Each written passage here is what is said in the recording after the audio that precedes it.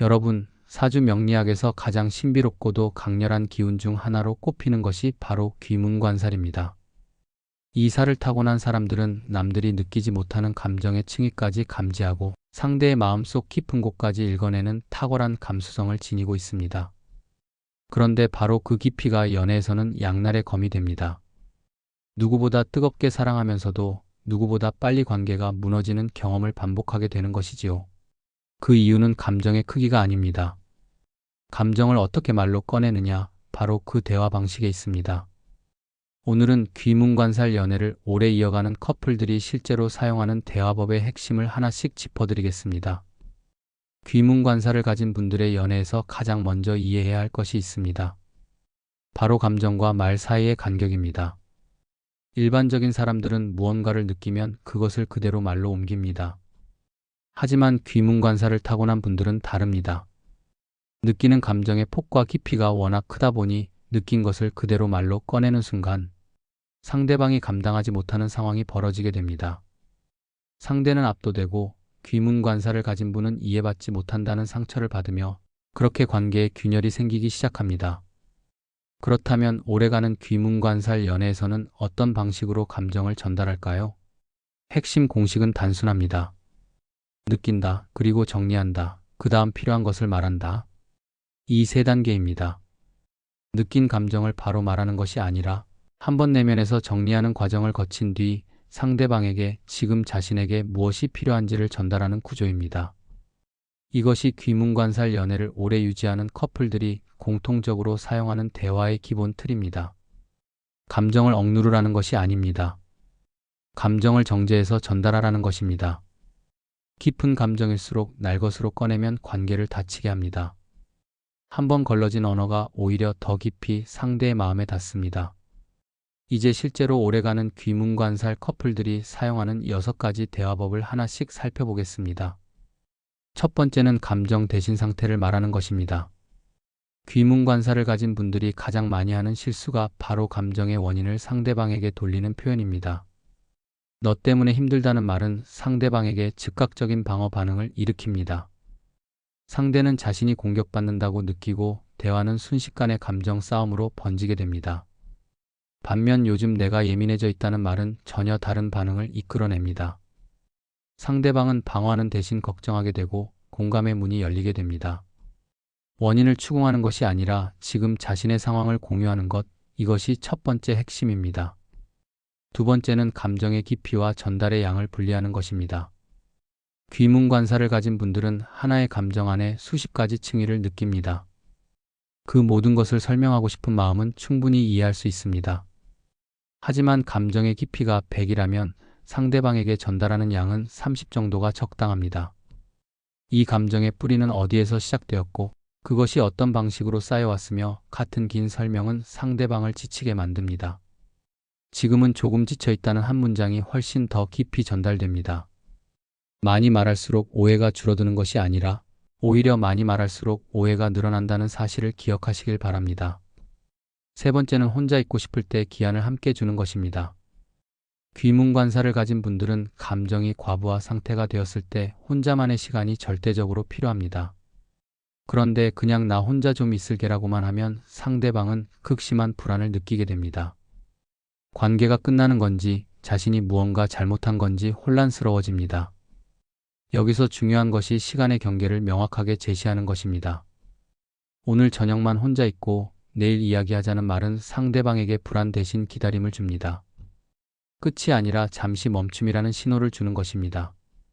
이 작은 차이가 관계를 지속시키는데 얼마나 큰 역할을 하는지 오래된 귀문관살 커플들은 경험으로 잘 알고 있습니다. 네 번째는 이해받으려 하지 말고 허락을 구하는 것입니다. 왜 이해를 못해줘라는 말은 귀문관살 연애에서 가장 위험한 문장 중 하나입니다. 이 말은 상대방에게 비난처럼 들리고 동시에 자신도 이해받지 못했다는 깊은 상처를 남깁니다. 대신 지금은 그냥 들어줄 수 있어라는 말을 써보시길 바랍니다. 이해를 요구하는 것이 아니라 지금 이 순간 곁에 있어달라는 요청입니다. 상대방은 훨씬 가볍게 응할 수 있고 귀문관살을 가진 분도 거절당했다는 느낌 없이 위로를 받을 수 있습니다. 이 한 문장이 관계를 유지하는 데 핵심적인 역할을 한다고 해도 과언이 아닙니다. 다섯 번째는 서운함을 사건이 아니라 패턴으로 말하는 것입니다. 그때 왜 그랬어? 라는 말은 과거의 특정 사건을 공격하는 것입니다. 상대방은 방어하게 되고 대화는 진실 공방으로 흘러가게 됩니다. 반면 이런 상황이 반복될 때 내가 좀 힘들어진다는 말은 완전히 다른 성격을 가집니다. 공격이 아니라 협의입니다. 우리가 함께 이 패턴을 어떻게 바꿔갈 수 있을까를 이야기하는 것입니다. 귀문관사를 가진 분들은 감정의 누적이 워낙 깊기 때문에 하나의 사건보다 반복되는 패턴에서 더 큰 상처를 받습니다. 그렇기 때문에 패턴으로 말하는 방식이 자신의 감정을 훨씬 더 정확하게 전달하는 방법이기도 합니다. 여섯 번째는 감정이 깊을수록 문장을 짧게 하는 것입니다. 이것이 가장 역설적이면서도 가장 중요한 원칙입니다. 감정이 깊어질수록 설명하고 싶은 욕구도 커집니다. 하지만 긴 문장은 오해를 낳고 오해는 상처를 낳습니다.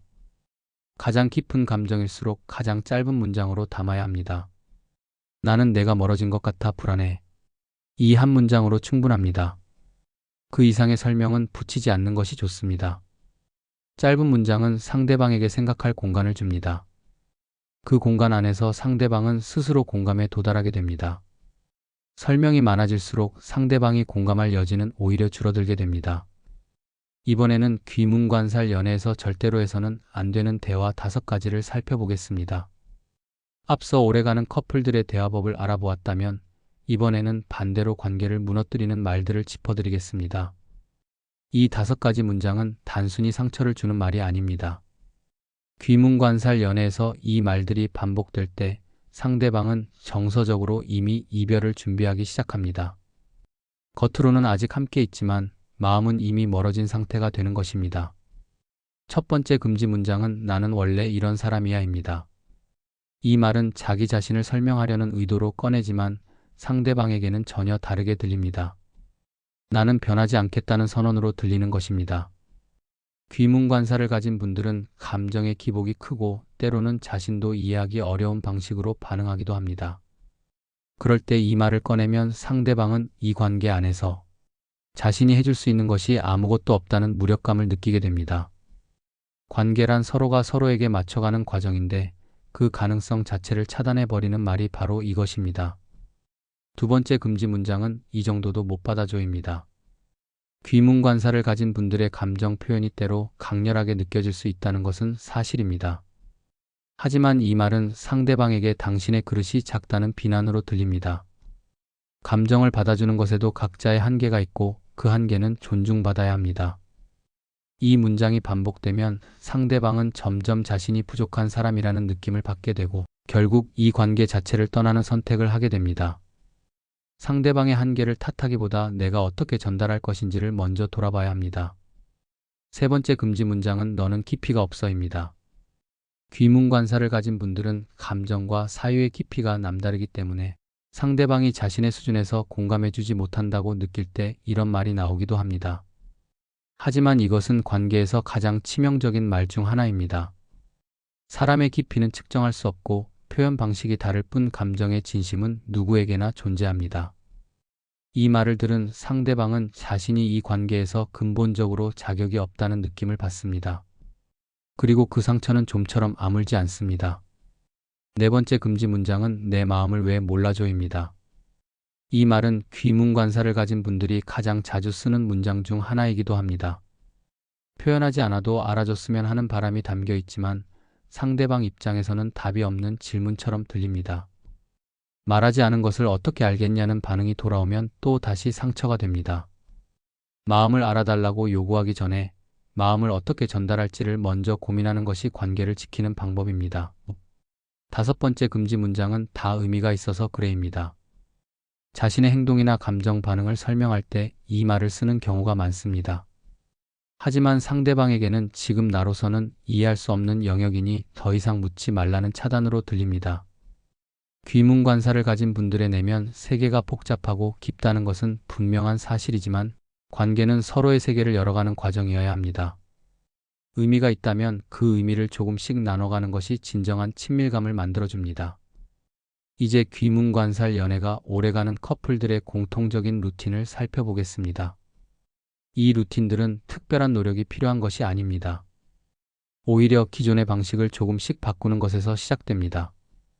첫 번째 루틴은 감정 폭발 대신 감정 예약입니다. 귀문관사를 가진 분들은 감정이 임계점에 달했을 때 그것을 즉각적으로 분출하는 경향이 있습니다. 하지만 오래가는 커플들은 그 순간을 참는 것이 아니라 대화할 시간을 예약합니다. 지금 당장 말하고 싶지만 조금 있다가 이야기하자는 방식입니다. 이것은 감정을 억누르는 것이 아니라 감정이 가장 잘 전달될 수 있는 시간을 선택하는 것입니다. 폭발한 감정은 상대방에게 공포를 주지만 정돈된 감정은 공감을 이끌어냅니다. 두 번째 루틴은 즉각적인 해결 시도 대신 시간을 지정한 대화입니다. 문제가 생겼을 때 그 자리에서 바로 해결하려는 시도가 오히려 더 큰 갈등을 만드는 경우가 많습니다. 감정이 가라앉지 않은 상태에서 나누는 대화는 해결이 아니라 상처의 교환이 되기 쉽습니다. 오래가는 귀문관살 커플들은 내일 저녁에 이것에 대해 이야기하자고 시간을 정해두는 방식을 씁니다. 이렇게 하면 양쪽 모두 그 시간 안에 자신의 감정을 정리할 수 있고 훨씬 건설적인 대화가 가능해집니다. 세 번째 루틴은 전부 공유하는 대신 핵심만 공유하는 것입니다. 귀문관사를 가진 분들은 자신의 감정과 생각을 모두 털어놓고 싶은 욕구가 강합니다. 하지만 상대방이 소화할 수 있는 양에는 한계가 있습니다. 오래가는 커플들은 오늘 내가 가장 힘들었던 한 가지만 이야기할게라는 방식으로 공유의 양을 조절합니다. 이것이 오히려 상대방의 경청을 더 깊게 이끌어냅니다. 조금씩 나누는 공유가 더 깊은 연결을 만들어냅니다. 네 번째 루틴은 상대방이 이해해 주기를 기다리는 대신 합의 구조를 만드는 것입니다. 이해받기를 기다리는 관계는 항상 실망으로 끝날 위험이 있습니다. 하지만 서로가 어떻게 대화할지, 어떤 상황에서 시간이 필요한지를 미리 약속해두는 커플은 갑작스러운 감정의 충돌에도 흔들리지 않습니다. 우리 이럴 때는 이렇게 하기로 하자는 합의가 쌓여갈수록 관계는 단단해집니다. 귀문관살 연애에서 오래가는 커플들이 가진 가장 큰 공통점은 바로 이 합의의 역사입니다. 이번에는 귀문관살 연애에서 실제로 효과가 검증된 문장들을 살펴보겠습니다. 이 문장들은 단순히 좋은 말처럼 들리는 표현이 아닙니다. 귀문관사를 가진 분들이 연애 현장에서 직접 써보고 관계가 달라지는 것을 경험한 언어들입니다. 외워두셨다가 감정이 복잡해지는 순간 실제로 꺼내 쓰실 수 있도록 하나씩 그 의미를 풀어드리겠습니다. 첫 번째 문장은 지금은 해결보다 정리가 필요해입니다. 이 말은 상대방에게 지금 내가 싸우려는 것이 아니라 내 안을 들여다보는 시간이 필요하다는 신호를 보내는 문장입니다. 귀문관사를 가진 분들은 감정이 뒤엉켜 있을 때 무리하게 해결을 시도하다가 더 큰 상처를 주는 경우가 많습니다. 이 한 문장이 그 악순환을 차단해 줍니다. 상대방도 이 말을 들으면 지금 당장 무언가를 해결해야 한다는 압박에서 벗어나게 됩니다. 두 번째 문장은 이건 내 잘못이 아니라 내 상태야입니다. 앞서 말씀드린 것처럼 귀문관살 연애에서 가장 중요한 것이 감정의 원인을 상대방에게 돌리지 않는 것입니다. 이 문장은 그 원칙을 가장 명확하게 실천하는 표현입니다. 내가 지금 힘든 것은 사실이지만 그것이 상대방의 탓이 아니라는 것을 먼저 말해주는 것입니다. 이 말을 들은 상대방은 방어 대신 걱정을 선택하게 됩니다. 그리고 그 걱정이 관계를 더 깊게 연결시켜줍니다. 세 번째 문장은 조금만 숨 고르고 다시 올게입니다. 혼자만의 시간이 필요할 때 아무 말 없이 사라지거나 연락을 끊는 것은 상대방에게 극도의 불안을 안겨줍니다. 하지만 이 문장 하나면 충분합니다. 나는 이 관계를 떠나는 것이 아니라 잠깐 숨을 고르고 반드시 돌아온다는 약속이 담겨 있기 때문입니다.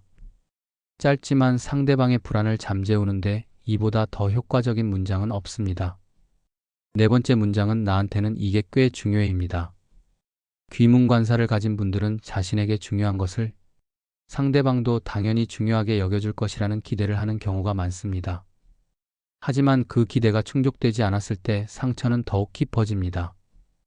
이 문장은 그 기대를 요구로 바꾸지 않으면서도 자신에게 이것이 가벼운 문제가 아님을 정확하게 전달합니다. 상대방은 이 말을 통해 무엇을 더 신경 써야 하는지를 자연스럽게 알게 됩니다. 다섯 번째 문장은 우리 편으로 얘기하고 싶어입니다. 이 문장이 담고 있는 의미는 매우 깊습니다. 지금 나는 당신과 싸우고 싶은 것이 아니라 우리가 같은 편이라는 전제 위에서 이야기를 나누고 싶다는 선언입니다. 귀문관살 연애에서 대화가 갈등으로 번지는 가장 큰 이유 중 하나는 서로가 서로를 상대방이 아닌 적으로 느끼기 시작하는 순간입니다. 이 문장은 그 순간을 막아줍니다. 대화를 시작하기 전에 이 한 문장을 꺼내는 것만으로도 대화의 온도가 완전히 달라집니다. 이 다섯 가지 문장에 공통점이 있습니다. 상대방을 향하지 않고 자신을 향한다는 것입니다. 감정의 화살을 밖으로 쏘지 않고 안으로 거두어들이는 언어들입니다. 귀문관사를 가진 분들에게 이것이 어렵게 느껴질 수 있다는 것을 압니다. 감정이 너무 크고 깊어서 그것을 안으로 정제하는 과정 자체가 버겁게 느껴질 수도 있습니다. 하지만 이 언어들이 몸에 익기 시작하는 순간 연애의 풍경이 달라진다는 것을 경험하게 될 것입니다. 마지막으로 한 가지 결론을 말씀드리겠습니다. 귀문관살 연애는 말을 잘하면 오래가고 말을 깊게 하면 빨리 끝납니다. 이 문장을 처음 들으면 역설처럼 느껴질 수 있습니다. 깊은 감정을 가진 사람이 왜 깊게 말하면 안 되느냐고 물으실 수도 있습니다. 하지만 여기서 말하는 깊음은 감정의 깊이가 아닙니다. 정제되지 않은 채로 쏟아내는 말의 무게를 뜻합니다. 감정은 깊을수록 아름답습니다. 하지만 그 감정을 담는 언어는 가벼울수록, 짧을수록, 간결할수록 더 멀리 상대방의 마음까지 닿습니다. 귀문관사를 가진 분들의 사랑이 오래도록 빛나기를 진심으로 바랍니다. 오늘은 여기까지입니다. 시청해주셔서 감사합니다. 구독, 좋아요, 알림 설정은 큰 힘이 됩니다.